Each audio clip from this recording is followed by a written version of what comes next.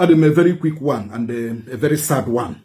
You know, for when we talk about police, the police in Imo State, you will not understand it. But let me say this. I am the police. I am the police. A few ndojo non a police station. Who police officers. When they may be a koroma.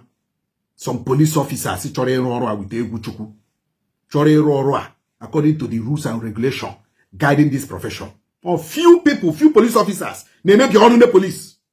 Few police officers, few. Never bring the police on. You know? Okay, look at what happened. One woman is in Wahala.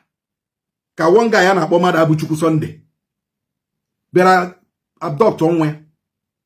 Kurunwe wanyi. Nantakri destiny, kamsi yochuku destiny. 4 years. Kurunwa takri, because they were neighbors before. Before that, Madabu Chuku Sunday, a papo guy bozo. But here, you quite influence, Naga Queba, and Debe Han and Dabi. Kurunwa takri fu. You know? Now, I know when you're here. Now, I told you, there was somebody who knew this guy and Abu Madabu Chuku. I want the parents, they know this guy. When you're former neighbor, Biabia Kurunwa. This guy and Abu Madabu Chuku Sunday, the next day, no, they claim, they pretend. Jana Aju, this woman, who have food. Eh, I'm not Nangwagi food. Eh, as an Nangwagi food.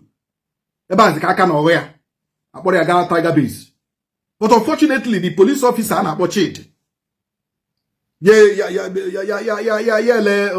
This woman. Choir handcuff. You know, choir handcuff. Because of Ihena Basa who did the case. Deal with Mother Buchuku Sunday na this woman no mere. Ejikwe send Diego. Ejikwe bia home. Ejikwe bia home. When he ever saw kidnapping of this kid or trafficking of this small guy, you know, this chidi, a this woman, tear herself for 5 days. Tear herself for 5 days. You know? Before a bell and party the girl abia, a bell or the girl. They go in and down from 100,000, 200,000, 300,000. Before Casina, how it 500,000. Na track the one, na the one on my. Now, this Mother Abuchuku, Meburiega police station. Yes, na no one able to wear side above this and that. And Eburibu, police are there. Because all they want to Webu, Tia na Dosbin, the Madaga. When a jugidi, Yadia, no one guy, Anna, or Samuel or Chinzumoke, Samuel, you won't have. That's another second suspect now. No, ya ko reshire de no okporo la nwa ahụ ga Samuel akporozi nwa ahụ jere ejeme Samuel arrest. Mgbe mere Samuel arrest. Before you know it. See, Samuel kwune ebe nwatakịrị nọ. Samuel kpọta n'ebe nwatakịrị nọ. Police asi wete 300,000.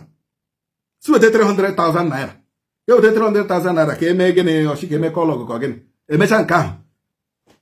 Asi wete 500,000. Na track ya ebe nwa ahụ nọ na nwa ahụ na ụmụ ahịa si wete 500,000 ka ndị polisi gawa ụmụ ahịa ndị Tiger Base gawa ụmụ ahịa ka eje kute nwa 500,000.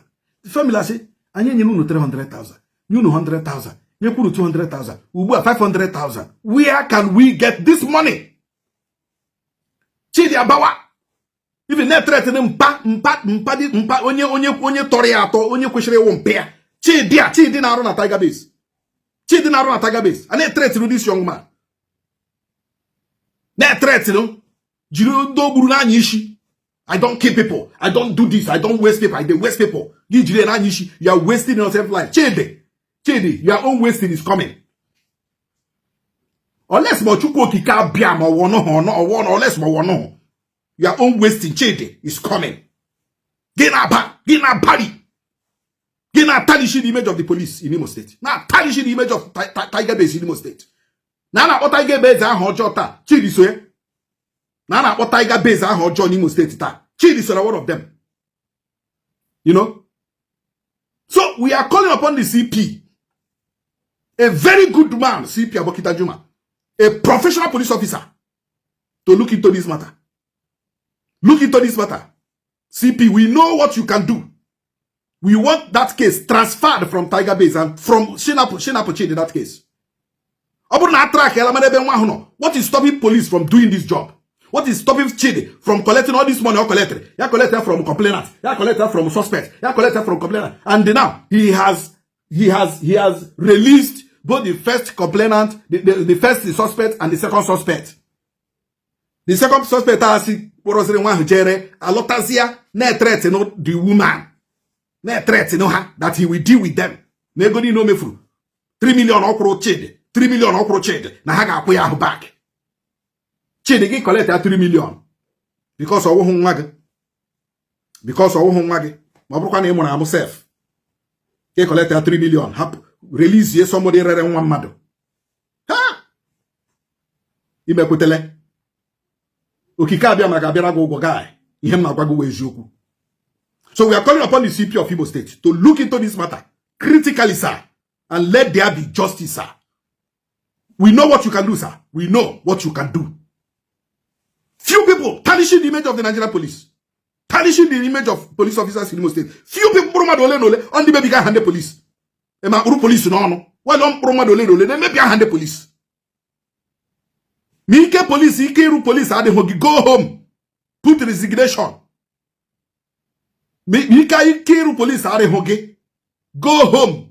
Put resignation and then catch it. Go home. Stop tarnishing the image of Nigerian police. For crying out loud. Please, the CP, we are following this thing up with escort commander. We are following it up. This evil shall never slide. It shall never slide. I got one. Thank you very much.